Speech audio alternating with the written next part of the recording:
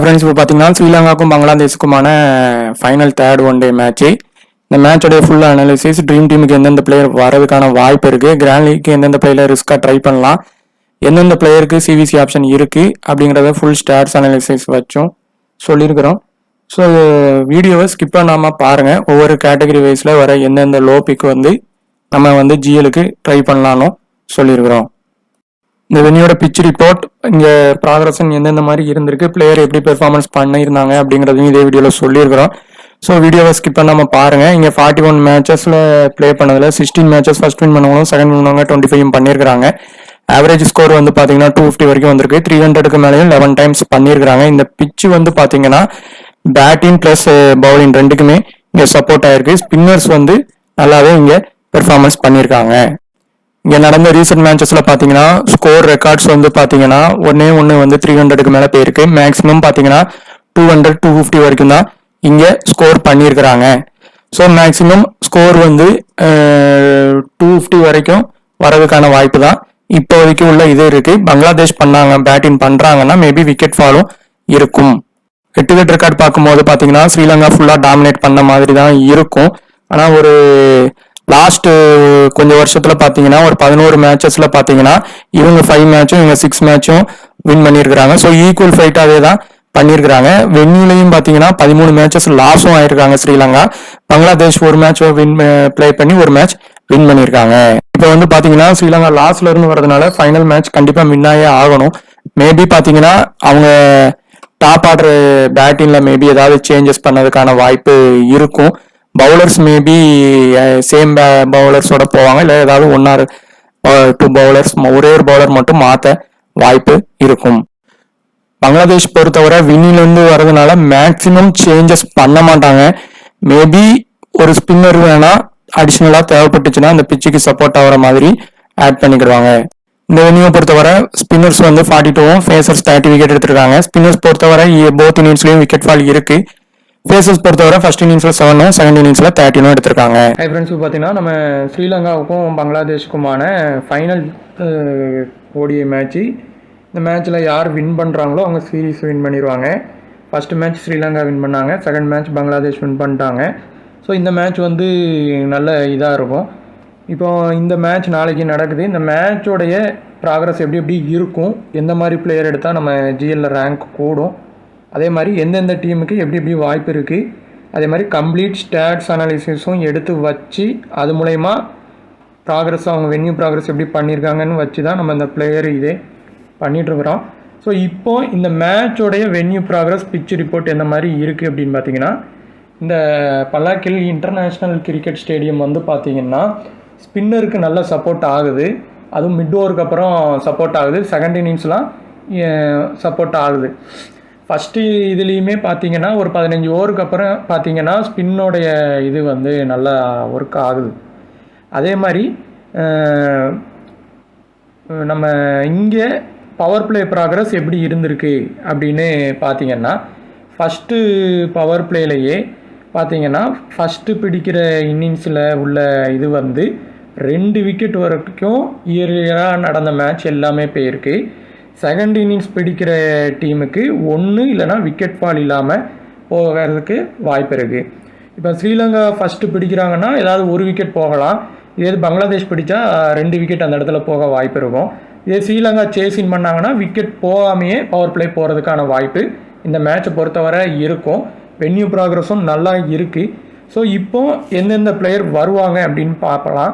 அதுக்கு முன்னாடி last match dream 11ல் இந்த டீமுக்கு எதிராக ப்ளே பண்ணும்போது எந்தெந்த பிளேயர் கேட்டகரியில் வந்திருந்தாங்கன்னு பார்த்தீங்கன்னா 0 to 25%லேயே 4 to 5 பேர் வந்துட்டாங்க.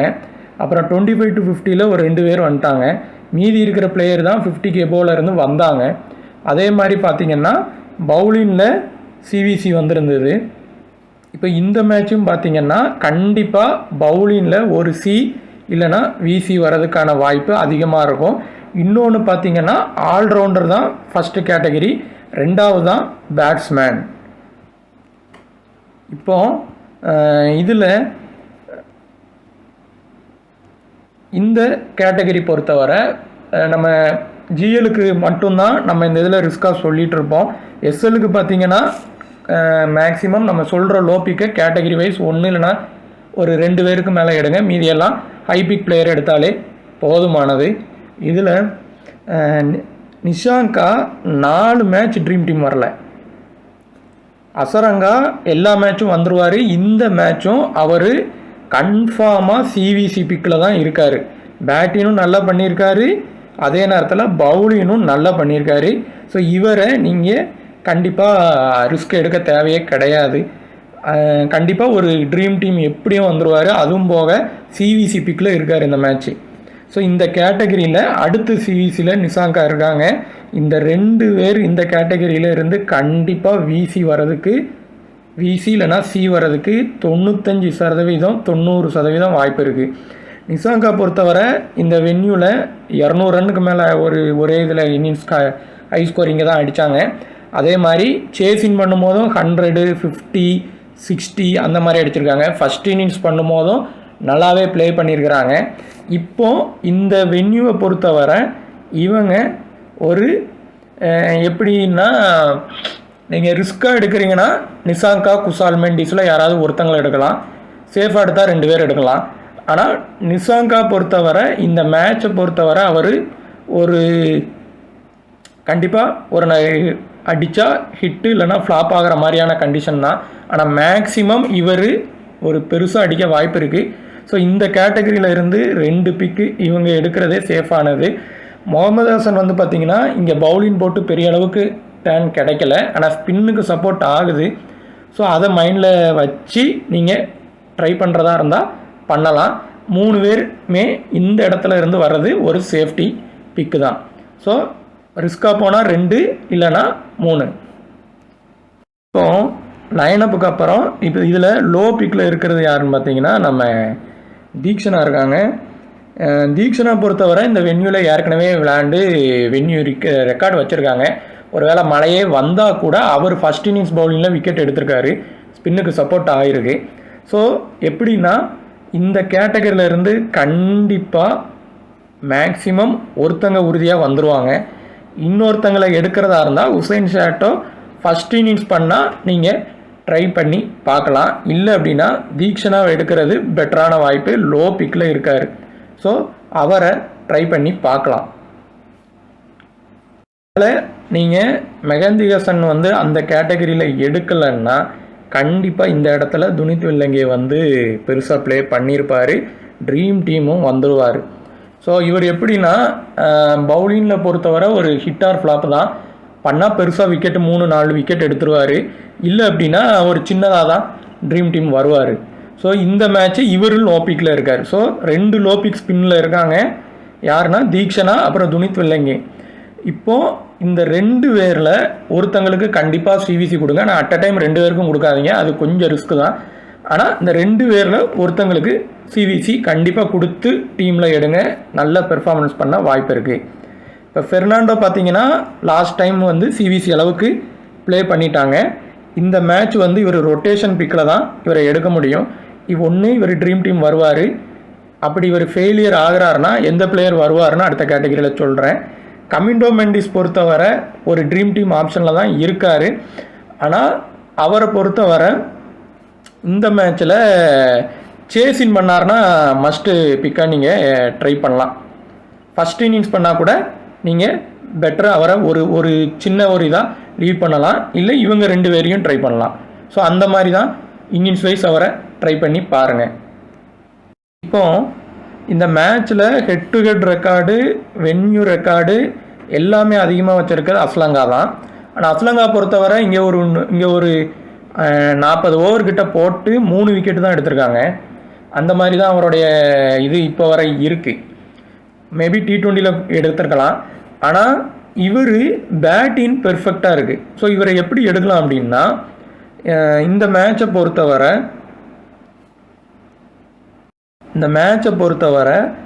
அஸ்லங்கா கமிண்டோ மெண்டிஸில் யாராவது ஒருத்தங்களை எடுத்தாலே அது போதுமானது. ஸோ அதில் ஒருத்தங்களை பண்ணி எடுங்க. நீங்கள் ஸ்ரீலங்காவுக்கு ஒன் சைடாக டீம் போட்டால் மட்டும் 2 பேரையும் அந்த இடத்துல கண்டிப்பாக எடுத்து தான் ஆகணும். ஈக்குவல் டீமாக போட்டிங்கன்னா ஒருத்தங்களை எடுங்க. அதை எப்படி லீவ் பண்ணலான்னா குஷால் மெண்டிஸுக்கு பதிலாக நிஷாங்கா அந்த இடத்துல வந்துடுவார். நிஷாங்கா வந்தால் குஷால் மெண்டிஸ் வர்றது கூட டவுட் ஆகிரும் அந்த இடத்துல. ஸோ இந்த 2 பேரில் கண்டிப்பாக ஒருத்தங்க ஃபெயிலியர் ஆகிறதுக்கும் வாய்ப்பு இருக்குது. ஸோ அப்படி ட்ரை பண்ணலாம். அப்படி ஃபெயில் ஆகிற நேரத்தில் அஸ்லங்கா எடுக்கணும். அப்படி அஸ்லங்காவை நீங்கள் லீவ் பண்ணுறீங்கன்னா மெண்டிஸையே ட்ரை பண்ணலாம். ஆனால் இந்த 2 பேரில் இருந்து ஒருத்தங்க கண்டிப்பாக ட்ரீம் டீம் உறுதியாக வந்துடுவாங்க. ஸோ 2 பேரில் இருந்து ஒருத்தங்களை ட்ரை பண்ணிக்கிங்க. முஸ்தபிர் ரஹ்மான் ஃபஸ்ட்டு பவுலிங் போட்டார்னா கொஞ்சம் மஸ்ட் பிக்கு. இந்த லெஃப்ட் ஆர்ம் பவுலர்ஸுக்கு ஃபாஸ்ட் பவுலர்ஸுக்கு பெரிய அளவுக்கு அந்த பிச்சு சப்போர்ட் ஆக மாட்டுக்கு. மேபி ஃபஸ்ட் பவுலிங் போட்டார்னா லோ பிக்கில் இருக்கார். மேக்ஸிமம் இவரை யாருமே எடுக்க மாட்டாங்க. நீங்கள் கொஞ்சம் ஜிஎலுக்கு ட்ரை பண்ணுறவங்க ஒரு டீம்லையாவது எடுத்து ட்ரை பண்ணுங்கள். ஸோ அவர் ஒரு ட்ரீம் டீம் ஆப்ஷனுக்கு வரலாம். இவரை அப்படி வரலன்னா ஹைச் முகமதுன்னு ஒருத்தர் இருப்பார். அவரையாவது ஃபஸ்ட் இன்னிங்ஸ் போட்டார்னா ட்ரை பண்ணி பாருங்கள். இந்த கேட்டகரியில் இருக்கிறவங்க மேக்ஸிமம் பார்த்திங்கன்னா லோ கிரெடிட்டில் இருக்கிற மேக்ஸிமம் லோ பெர்சன்டேஜில் இருப்பாங்க, ஒரு 2 பேர் தவிர. இப்போ இதில் யார் ஃபஸ்ட்டு 50க்கு எபோவ் இருக்காங்கன்னு பார்த்தீங்கன்னா தன்வீர் இஸ்லாமும் டி ஹசன், இவங்க 2 பேரும் இருக்கிறாங்க. இப்போ இதில் யார் லோ பிக்கில் வர மெயின் பிக்கு, இந்த மேட்சோட டிஃப்ரென்ஷியல் பிக்குன்னா மடசுக்கா தான். இவங்க இந்த வென்யூவில் 3 to 4 மேட்ச் விளையாண்டு 2 மேட்ச் 50, ஒரு மேட்ச்சில் 100 வரைக்கும் அடிச்சிருக்காங்க. ஸோ ஒரு லோ பிக்கில் இருக்காங்க. நீங்கள் ஸ்டார்டிங்லேயே அவங்க அடிப்பாங்க அப்படிங்கிற மாதிரி இந்த வென்யூ ரெக்கார்டு நல்லா இருக்குது. ஸோ இவங்களை டீமில் எடுக்கலாம் ஒரு ட்ரீம் டீம் ஆப்ஷனுக்கு. குஷால் மெண்டிஸுக்கு பதிலாக நீங்கள் எடுக்கிறதா இருந்தால் ட்ரை பண்ணுங்கள். ஆனால் இது ஜிஎலுக்கு மட்டும்தான். ஸ்மால் லீக்குக்கும் ட்ரை பண்ணுறீங்கிறதா இருந்தால் ஃபஸ்ட் இன்னிங்ஸ் பண்ணால் கண்டிப்பாக ட்ரை பண்ணலாம். அடுத்து பார்த்திங்கன்னா இந்த லியாங்கே அப்புறம் பர்வீஸ், இந்த 2 பேரில் இருந்து ஒருத்தங்க உறுதியாக ட்ரீம் டீம் வந்துடுவாங்க. இதில் டபுள் ஆப்ஷன் இந்த லியாங்கேக்கு உண்டு, இவருக்கு கிடையாது. ஸோ அதை வச்சு பார்க்கும்போது இதில் அட்வான்டேஜாக இருக்கிறது இந்த லியாங்கே தான். ஆனாலும் பிளேயர் இதில் ரொட்டேஷன் வைஸில் பிக் பண்ண தான் செய்யணும். ஸோ நீங்கள் ஒரு இதில் லியாங்கே விட்டால் இந்த பர்வீஸுங்கிறவர் ட்ரீம் டீம் வந்துடுவார். அப்படி இல்லைன்னா இந்த 2 பேரில் ஒருத்தங்க வந்துடுவாங்க. ஸோ இந்த 2 பேரில் இருந்து ஒருத்தங்களை உறுதியாக நீங்கள் டீமில் எடுத்து தான் ஆகணும். அவங்க கண்டிப்பாக ப்ளே பண்ணவும் செஞ்சுருவாங்க. ஸோ இதில் இருந்தே உங்களுக்கு மேக்ஸிமம் பார்த்திங்கன்னா 2 to 3 பேர் ட்ரீம் டீம் உறுதியாக வருவாங்க. அதில் நம்ம சொன்ன அந்த ஹச் முகமது ஃபஸ்ட் பவுலிங் போட்டால் மட்டும் ட்ரை பண்ணுங்கள், இல்லைனா விட்டுறலாம். தன்வீர் இஸ்லாம் பொறுத்தவரை செகண்ட் பவுலிங் போட்டார்னா அவரை மஸ்ட் பிக்காக ட்ரை பண்ணிக்கிங்க. இல்லை அப்படின்னா இவரும் ஸ்பின்னர் தான்.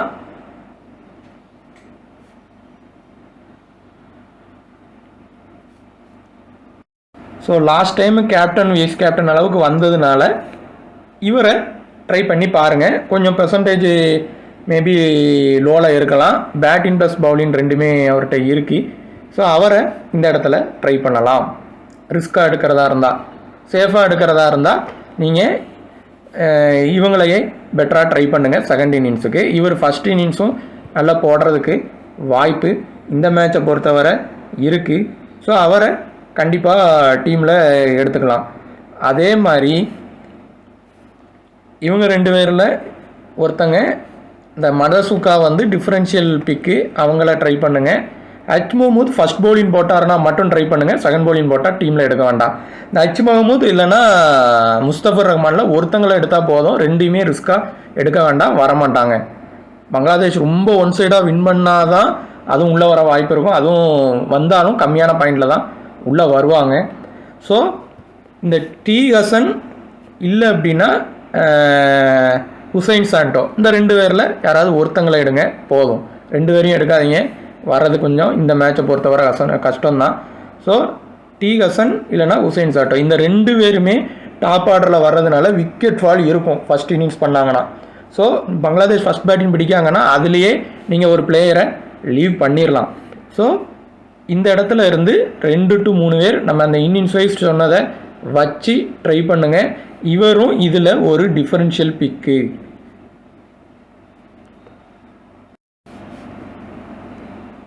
மாதிரி இந்த இடத்துல ஃபெர்னாண்டோ ட்ரீம் டீம் வரதுக்கான வாய்ப்பு இருக்குது. அப்படி அவர் ஃபெயிலியர் ஆகிறாருன்னா சகிப் உள்ளே வந்துடுவார். பேட்டிங்கும் பண்ணுறாரு, பவுலிங்கும் பண்ணுறாரு. ஸோ இந்த பிச்சுக்கு ஆப்டாக இருப்பார். மேக்ஸிமம் அவர் செகண்ட் இன்னிங்ஸ் போடும்போது நல்லா போடுறாரு. ஸோ செகண்ட் இன்னிங்ஸ் அவர் போடுறாரு அப்படின்னா சகிப்பை வந்து டீமில் வந்து ஒரு விசி கொடுத்து ட்ரை பண்ணலாம். ஃபஸ்ட் இன்னிங்ஸ் பண்ணால் பிளேயராக ட்ரை பண்ணால் போதும். இந்த கேட்டகரியில் துனித் வில்லங்கேக்கு ஒரு சிவிசி ஆப்ஷன் ட்ரை பண்ணலாம். ஒரு லோ பிக்கில் வரதில் தீக்ஷனா ஃபஸ்ட்டு பவுலினுக்கு மட்டும் ட்ரை பண்ணுங்கள் சிவிசி அளவுக்கு. இவருக்கு பண்ணும்போது துனித் வில்லங்கேக்கு பண்ணிங்கன்னா ஏதாவது ஒரு ஃபாஸ்ட் பவுலர் வந்து கண்டிப்பாக அடி வாங்குவாங்க. ஸோ அந்த மாதிரி பண்ணுங்கள். லோ பிக்கில் ஸ்பின்னர்ஸ் வரதுக்கும் வாய்ப்பு இருக்கும். இந்தியா மேட்ச்சில் கூட வந்திருப்பாங்க. ஸோ ஒரே ஒரு இதில் ஒரு 5 ரூபா கான்டெஸ்ட், மினி கான்டெஸ்ட் ப்ளே பண்ணுறீங்கன்னா அதில் பே பண்ணுங்கள். இந்த மேட்ச்சில் நிஷாங்காக்கு கண்டிப்பாக ஒரு சிவிசி ட்ரை பண்ணுங்கள். ஒருவேளை நிஷாங்கா ஃபெயிலியர் ஆறாருன்னா குஷால் மெண்டிஸ் கண்டிப்பாக உள்ளே வந்துடுவார். அவர் பெருசாக விளாண்டுருவார். ஸோ இவங்களுக்கு 2 பேருக்கான அந்த ரொட்டேஷன் பிக்கு இருக்கும். அதே மாதிரி அந்த அப்புறம் ஹசரங்கா பொறுத்தவரை பேட்டிங்கும் நல்லா பண்ணியிருக்காரு, பவுலிங்கும் நல்லா போட்டிருக்காரு. ஒரு சேஃப் சிவிசி ஸ்மால் லீக்குக்கு நீங்கள் ட்ரை பண்ணிடலாம். ஸோ அவங்கள மிஸ் பண்ண வேண்டாம். இல்லை உசைன் ஷாண்டோ இல்லைனா ஹசன் 2 பேரில் ஒருத்தங்களை எடுத்தால் போதும்னு சொல்லியிருந்தோம். உசைன் ஷாண்டோவுக்கு வந்து நீங்கள் பங்களாதேஷ் வின் ஆகும்னு நினச்சிங்கன்னா விசி வரைக்கும் ட்ரை பண்ணலாம். இந்த வென்யூவில் ஒரு 89 ரன் அடிச்சிருக்காரு. ஸோ ஒரு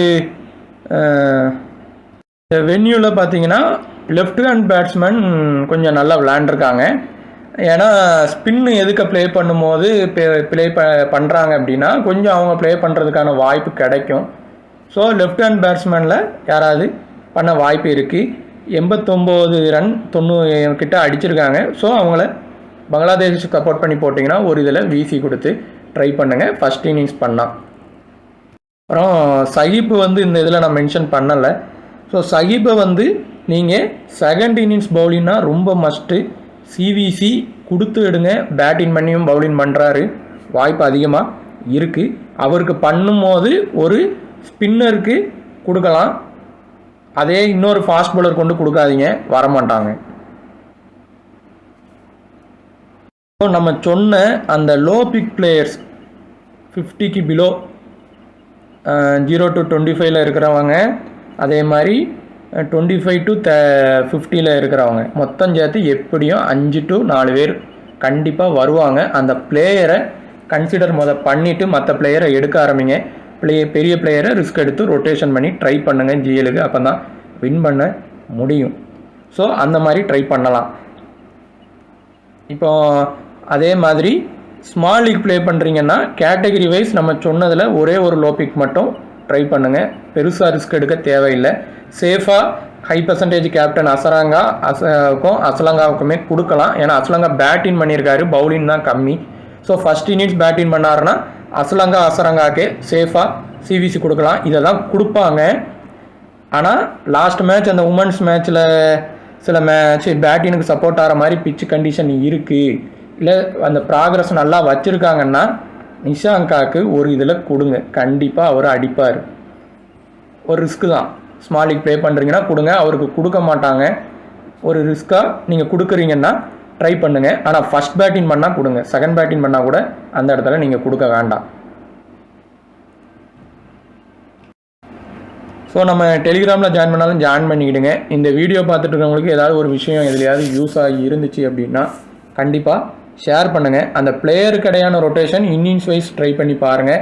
இது எல்லாமே பிளேயரோடைய ஸ்டாட்ஸு ஃபுல்லாக கம்ப்ளீட்டாக எடுத்து வச்சு இதில் எந்த இடத்துல எந்த பிளேயர் வந்து வருவாங்க, எந்த பிளேயரை நம்ம கொண்டு போனால் நம்ம ஜிஎல் வின் பண்ண முடியும் அப்படிங்கிறத வச்சு தான் நம்ம சொல்லுகிறோம்.